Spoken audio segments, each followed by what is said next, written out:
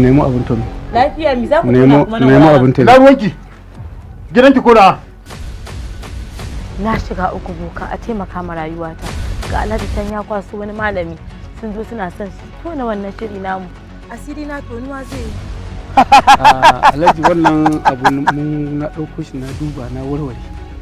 Abin da ya faru shine sun juya mata hankali. Sun batan mata da tunani. To shi yasa suka tura mata bakin aljani. Wal iyazu billahi. Alhaji. To dalilin wannan bakin aljani ne ta bagari.